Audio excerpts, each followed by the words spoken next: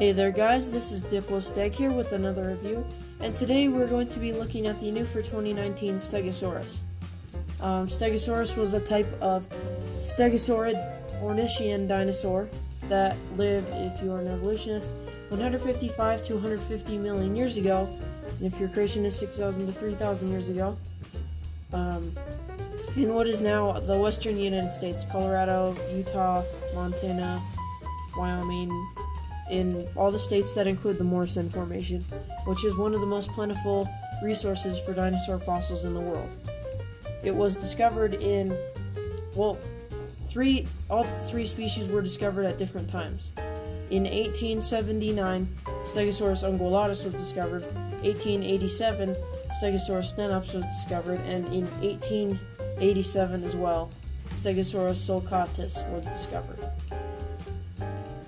Stegosaurus could grow up to 30 feet long, and it had the brain the size of a walnut, so it wasn't really brains, it was more brawn for Stegosaurus. And the largest species being Stenops, and this is the one that this figure is based off of Stenops, I believe. And yeah, it had plates that would flush blood into the plates to scare predators and also to display colors during mating to attract females, and it also had 4 spikes on the end of its tail called thagomizers that it would use to protect itself. So yeah, let's get into the overall figure. Starting off with the overall paint scheme, I think it's really nice. I've heard some people say that it was a little bland. I don't think it is.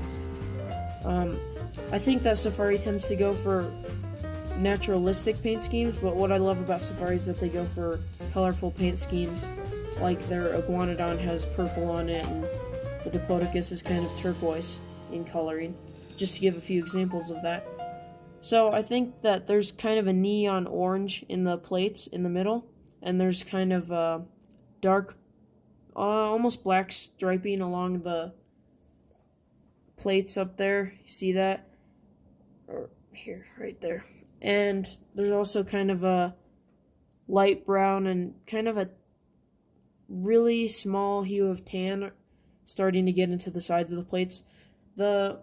Most of the figure is brown, and there's orange highlights or shadowing around it, or I don't know what to call it, shading. But yeah, I like the paint scheme. I'm going to flip it over just to give you a look from both sides. So yeah, there's a look from the other side. I think it looks fine the way it is. The brown looks really nice in my opinion. And I'm going to hold it like that. So kind of a creamy underbelly.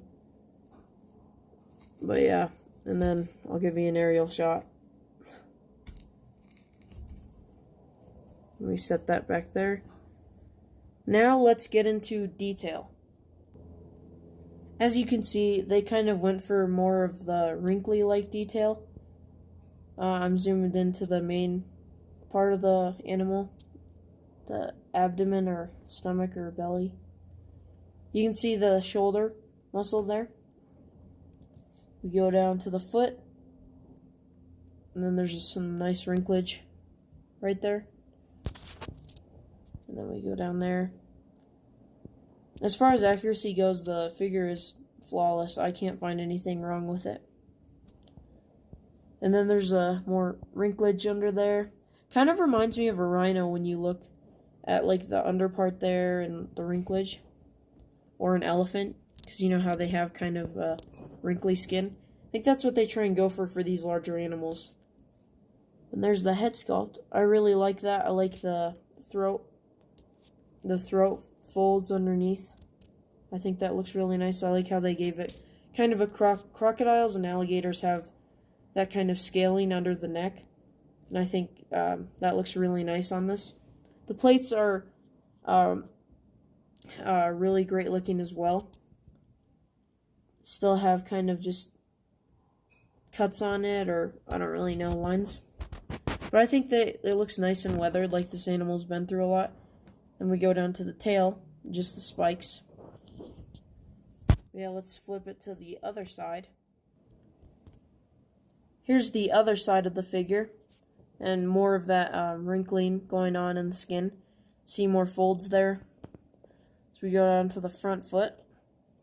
We go up, see the shoulder blade right there. See the ear hole right there, which is really nice. Go over here to the main back leg, down to the calf muscle, which looks very muscular and lifelike. Then we go all the way down to the tail, and you see those spikes again.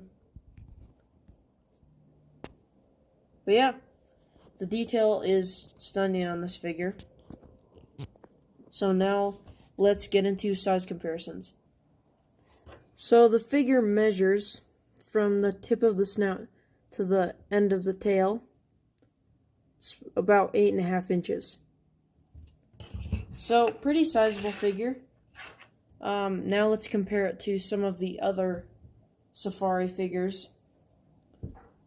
So here it is next to the Safari Apatosaurus, and it's just completely dwarfed.